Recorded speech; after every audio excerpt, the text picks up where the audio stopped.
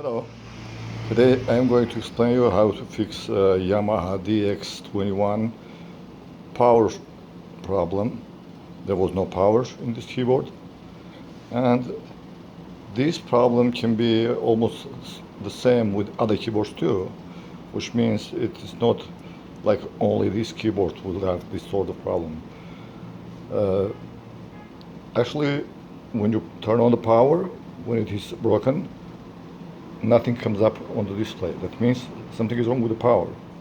When you open the keyboard, on the power supply board, there is a fuse. When you check the fuse, you see it is blown. Anyway, uh, you, whenever you check something, just unplug the keyboard from power first. First thing first.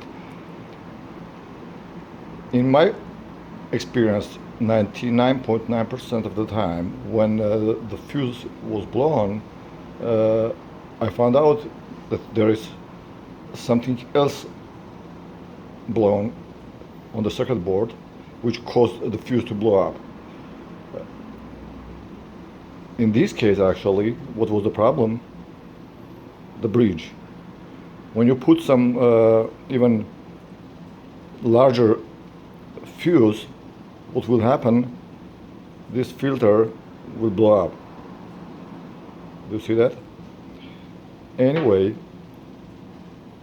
you can use some other bridge for this one instead of this one. It has 4 pins, and 2 middle pins are for AC, and 1 pin is plus, another pin is minus. I mean positive and negative.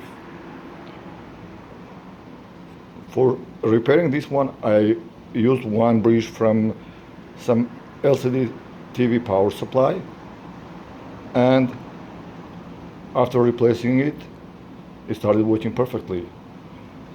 There you go.